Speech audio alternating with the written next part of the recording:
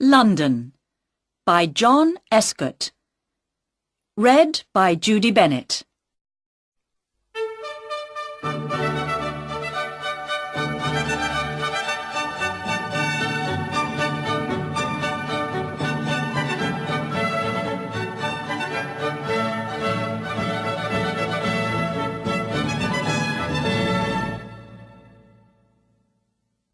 Chapter 1.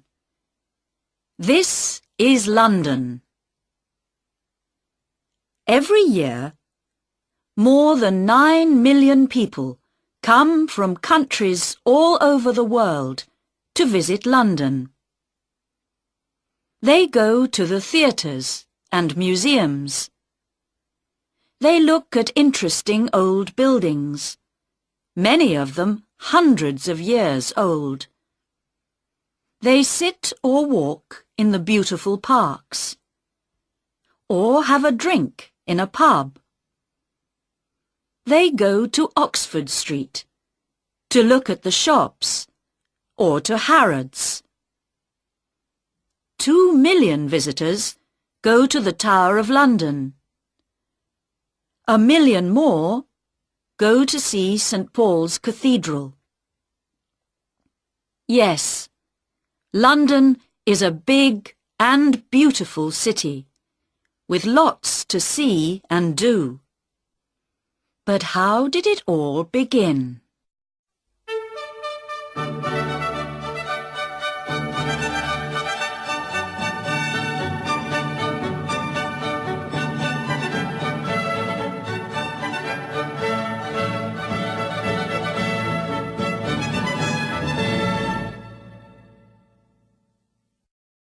Chapter 2. In the Beginning. The name London comes from the Romans. There were people living here before they came, but we do not know very much about them. The Romans came to England in AD 43. They built houses and other buildings and made a town next to the River Thames. They called the town Londinium. They built a bridge over the river, and ships came up to Londinium from the sea. The town got bigger and bigger. Important new buildings went up, and you can see some of the Roman city wall today, near the Museum of London. It was a rich town, with about 50,000 people living in it. But soon after AD 400, the Romans left Londinium to go back to Rome, and nobody lived in the town for many hundreds of years.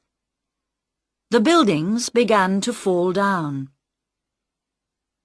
Danish soldiers destroyed more buildings nearly 500 years later. King Alfred was King of England then.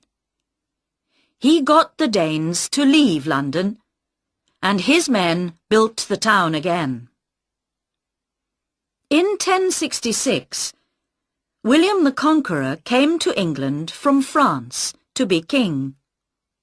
Soon after, he began to build the Tower of London. When Henry VIII was king, in 1509, 50,000 people lived in London again. By the year 1600, there were 200,000, but a lot of them lived in old and dirty buildings. In 1665, 100,000 people died from an illness called the plague. This was called the Year of the Great Plague. A year later, in 1666, there was a big fire, the Fire of London. It began in a house in Pudding Lane, near London Bridge. More than 250,000 Londoners lost their homes in the fire. It destroyed St. Paul's Cathedral and 88 other churches. But the fire also destroyed most of the worst old buildings, and the new houses that went up after this were better for people to live in. A new St. Paul's Cathedral was built between 1675 and 1711. By 1881, more than 3 million people lived in London. Today, more than 6 million people live here. There were 8 million in the 1960s, but in the 1970s and 1980s, people moved out of the centre of London.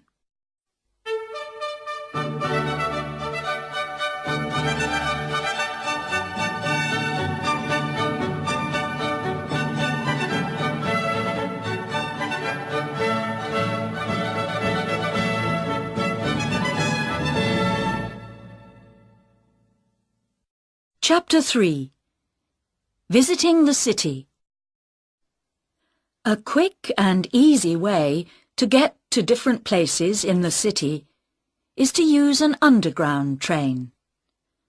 The trains run all day and most of the night. Buy your ticket before you get on the train. It's better not to make your journey between 8 o'clock and 10 o'clock in the morning, or 4 o'clock and 6 o'clock in the evening. These are called the rush hours. Thousands of people are going to work or coming home again then, and it is difficult to move or to find a place to sit on the train. You can see much more of London from one of its famous red buses. Some special visitors' buses take you to many of the interesting places in the city on one journey. It takes about 1.5 hours, but you can break your journey and get off and on again at the different places you want to visit. London taxis are called black cabs. Most of them are black, but some are not. You can stop one if it has a for hire sign on it. The drivers are usually friendly and helpful. Why not take a boat trip along the River Thames?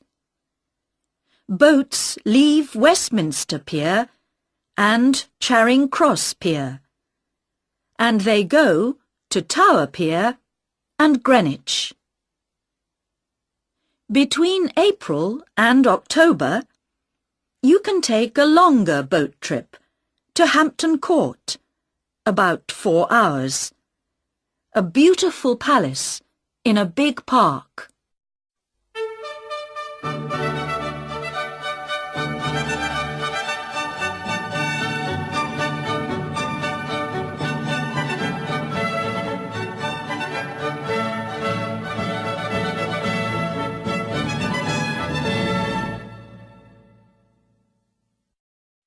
Chapter 4. Some places to go. The Queen has her London home at Buckingham Palace. It is at the end of the Mall, a long road that begins at Trafalgar Square. At 11:30 most mornings, the soldiers at Buckingham Palace change the guard. It takes about 30 minutes, and hundreds of visitors come to watch. And in August and September, you can usually visit some of the rooms in the palace.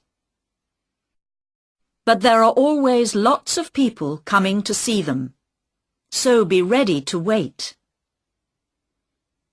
You can also visit the Royal Mews at the palace.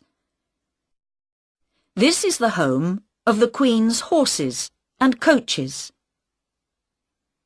The Queen's Gallery is also at the palace, and you can visit it at most times of the year. Here you can see pictures from all over the world. The Tower of London is now a museum, and one of London's most famous buildings. More than 2 million people visit it every year. Yeoman warders, also called beefeaters, tell them all about the tower. You can see the crown jewels and visit the Bloody Tower and the White Tower. Or take a walk round the wall and perhaps see one of the tower's famous black birds, the ravens. Tower Bridge is near the Tower of London. It is one of the most famous bridges in the city and first opened in 1894. St. Paul's Cathedral is not far away, on Ludgate Hill. It was built by Sir Christopher Wren after the Fire of London. Wren built more than 50 London churches. Visitors can go up to the Golden Gallery to look across London.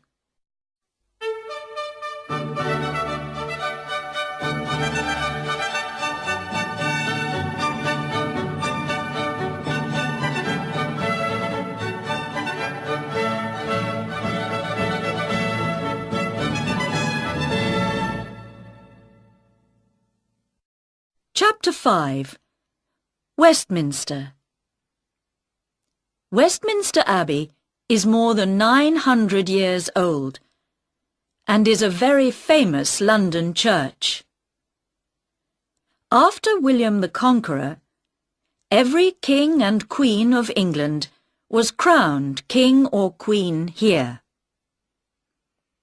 The Houses of Parliament are near Westminster Abbey. This is the home of the British government.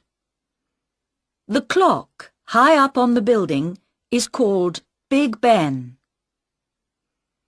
The Prime Minister, the head of the British government, lives at 10 Downing Street.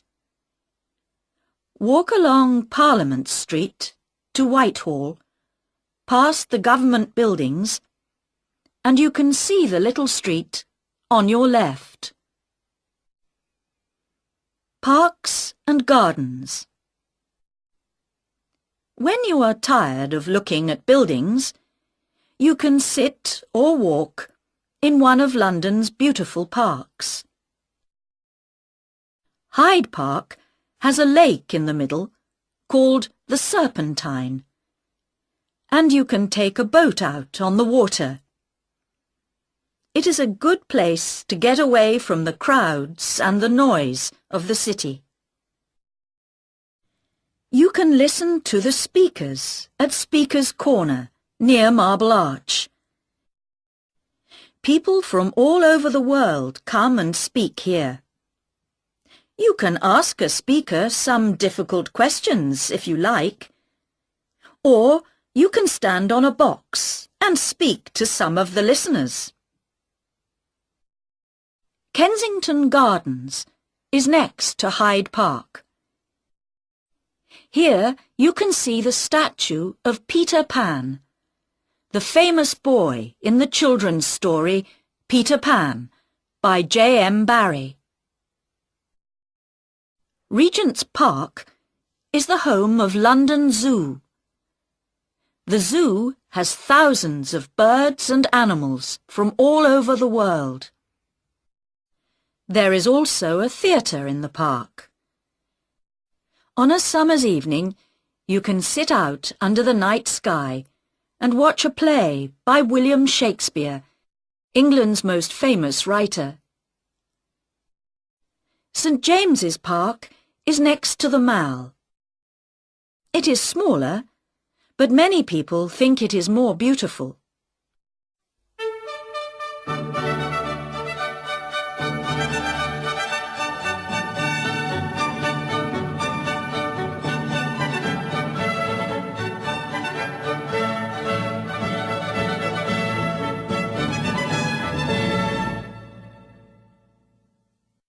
Chapter 6.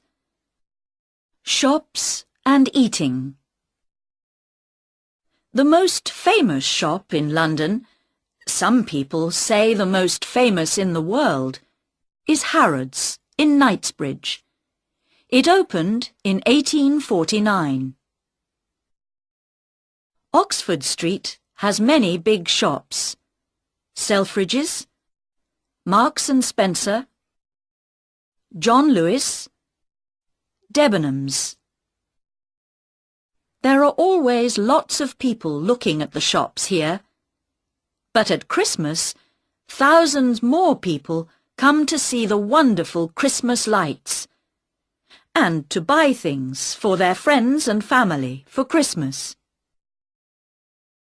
Charing Cross is famous for its bookshops.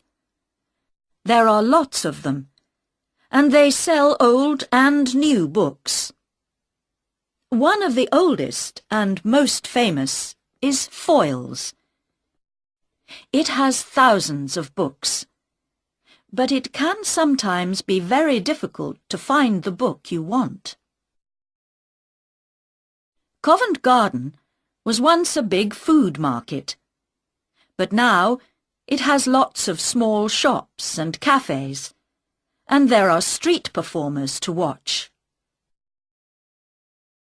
There are two very famous markets in London.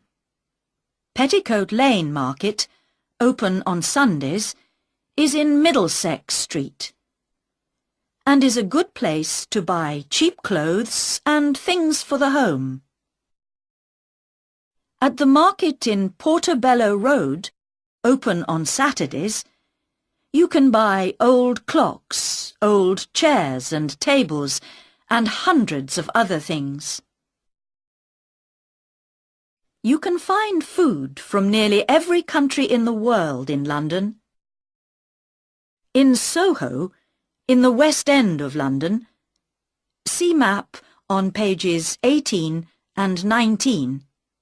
You can eat food from Italy, India, China, Japan, Greece, and lots more places. There are also thousands of pubs in the city. In many pubs, you can eat as well as drink. Or why not have some English fish and chips?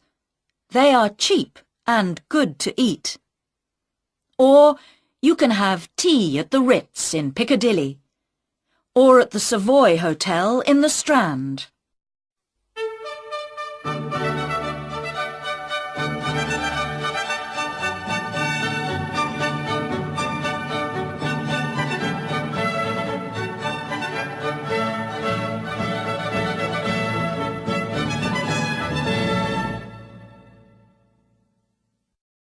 Chapter 7. Going Out.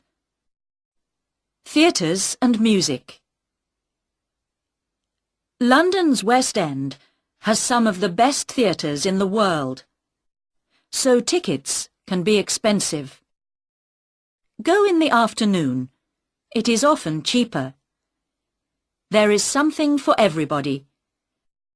From a play by the Royal Shakespeare Company at the Barbican Theatre to Agatha Christie's The Mousetrap. This play began in 1952, and thousands of visitors see it every year. There are lots of cinemas to visit. The most expensive are in the West End, but you can sometimes get cheap tickets on Mondays.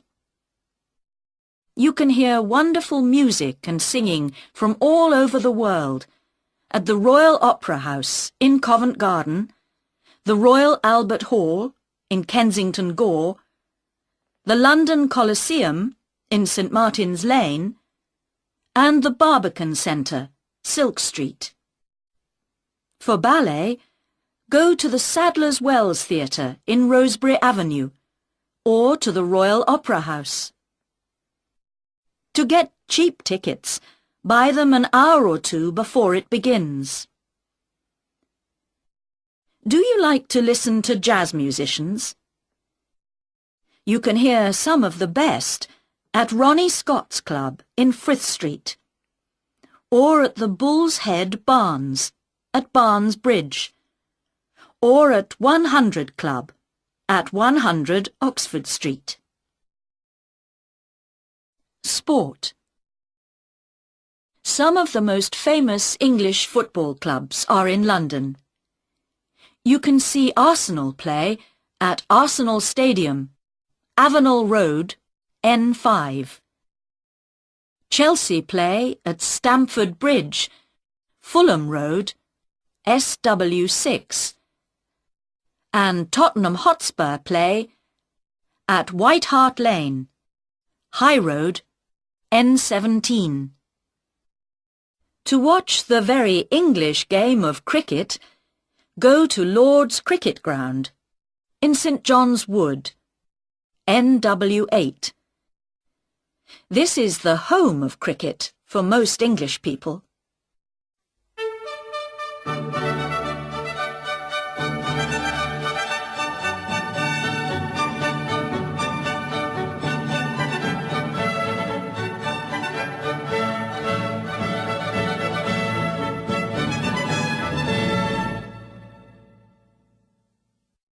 Chapter 8.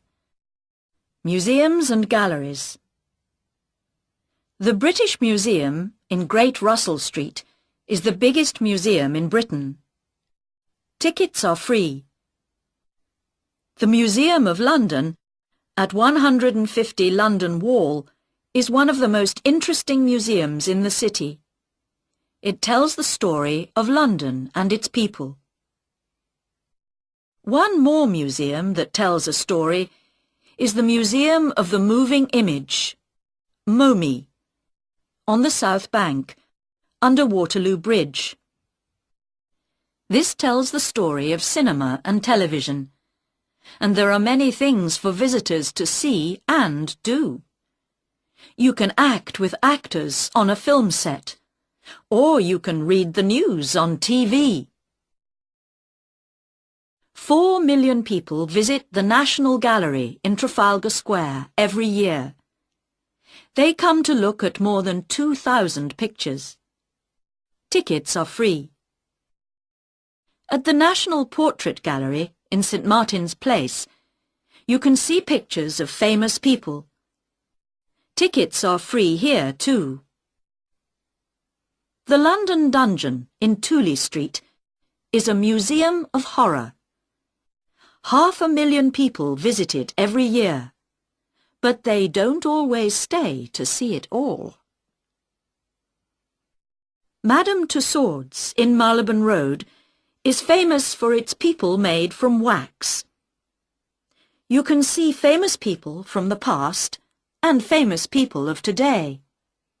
Abraham Lincoln, Mahatma Gandhi, Nelson Mandela, Pavarotti, Marilyn Monroe, Charlie Chaplin, Sylvester Stallone. And in the Chamber of Horrors, you can see some very bad people.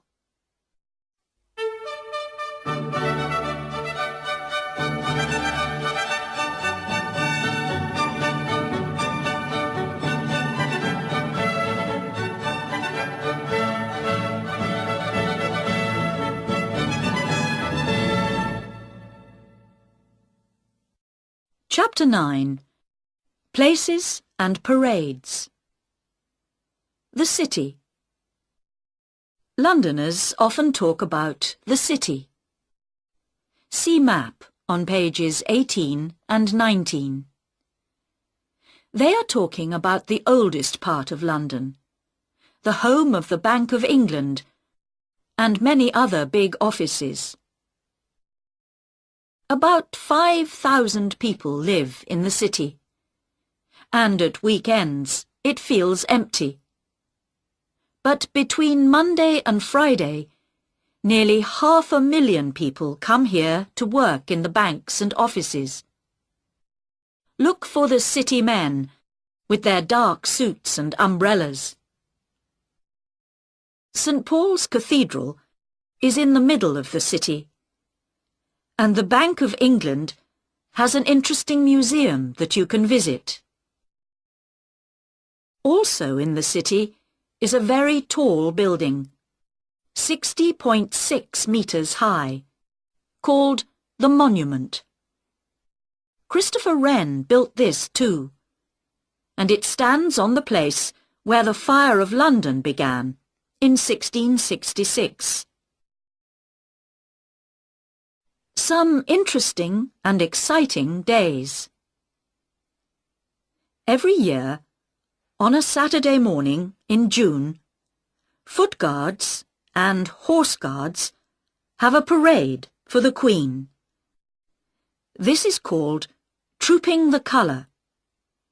The colour is the flag that the soldiers carry. Thousands of people stand in the Mall to see the Queen and the soldiers go past. The exciting Notting Hill Carnival is on the last Sunday and Monday in August. There are 2 wonderful parades to watch, one on Sunday and one on Monday. And you can see them going through the streets near Portobello Road and Ladbroke Grove. On the second Saturday in November, Londoners can see their new Lord Mayor in the Lord Mayor's Show, a parade from Mansion House, the Lord Mayor's home, to the Strand. The Lord Mayor is the most important person in the city after the Queen. The first Mayor of London was Henry FitzAlan in 1189. They were not called Lord Mayors until the time of King Henry VIII. Big red buses, London policemen, Buckingham Palace, Speaker's Corner, Big Ben, Notting Hill Carnival. These are some of the things you can find in London. But there are many, many more. Come and see.